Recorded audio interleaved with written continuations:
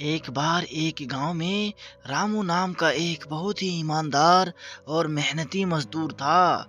वो एक बहुत बड़े किसान प्यारे लाल के पास खेत में मजदूरी करता था। रामू की तरह उसका मालिक प्यारे लाल बहुत दयालु और रामू पर भरोसा करने वाला था। प्यारे लाल रामू से कहता है, रामू, तुम मेरे बहुत ही प्यारे और वफादार मजदूरों में से एक हो। मैं तुम्हें अपने छोटे भाई की तरह मानता हूँ। तुम मुझे कभी धोखा नहीं दे सकते। ये कुछ धान और ये पगार भी तुम लेकर जाओ। रामू, पर मालिक, पगार तो ठीक है, लेकिन इस धान की क्या जरूरत है? मैं जितना काम किया उसकी पगार तो आप बराबर देते हो। मालिक, ये पगार तुम्हारी मेहनत के लिए और ये धान तुम्हारी ईमानदारी के लिए है। रख लो इसे, मना मत करना। रामू, ठीक है मालिक, जैसा आप चाहें। प्यारी लाल का लड़का इंद्रजीत अपने पिता के इस व्यवहार से बहुत जलता था। इंद्रजीत, पिताजी, ये क्या, आप बिना वजह इन नौकरों को सर पर चढ़ा रखे हो? कुछ जरूरत नहीं है इन्हें धान देने की। काम की मजदूरी दे रहे हो, वो कम है क्या? प्यारे लाल, बेटा इंद्रजीत, ऐसा मत कहो। इन्हीं गरीब मजदूरों की वजह से हम सुखी में हैं। यदि ये ईमानदार रामू इतने बड़े खेत में मेहनत नहीं करेगा तो हमें खाना नहीं मिलेगा। क्या ये तुम कर पाओगे इतनी मेहनत? नहीं ना?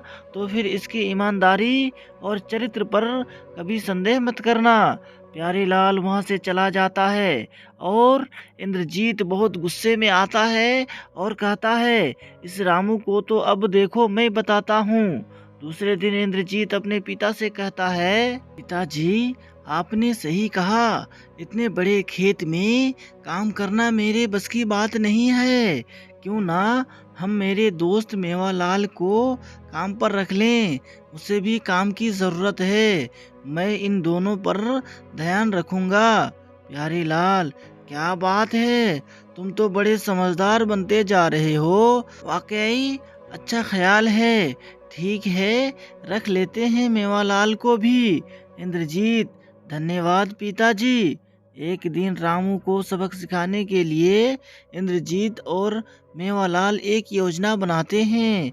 इंद्रजीत, सुनो रामू, इस बैलगाड़ी में जो धान रखा है वो तुम शहर के व्यापारी को दे आना और जाते जाते पहले इस नई गाय को खेत में बांध देना और फिर आगे जाना। रामू, ठीक है मालिक, जैसी आपकी आज्ञा। रामू बैलगाड़ी को लेकर चल देता है। आधे रास्ते में आने के बाद जब वो गाय को खेत में छोड़ने जाता है तो वो गाय उसे जोर जोर से लात मारता है। रामू, ये अल्लाह, ये क्या हो गया? इस गाय ने तो मेरा चलना मुश्किल कर दिया।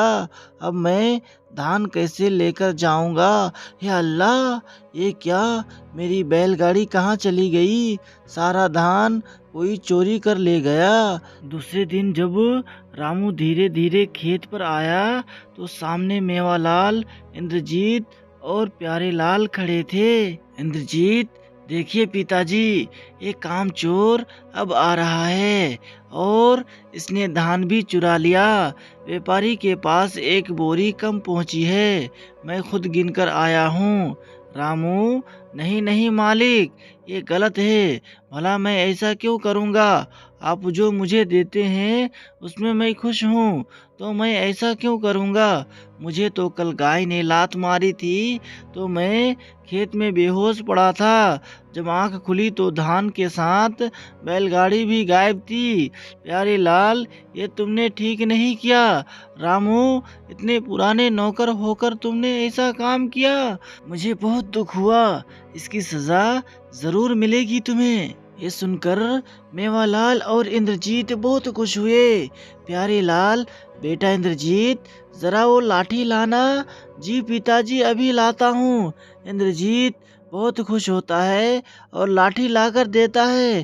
प्यारे लाल लाठी लेकर मेवालाल और इंद्रजीत को मारना शुरू कर देता है। इंद्रजीत, मत मारिए, मत मारिए।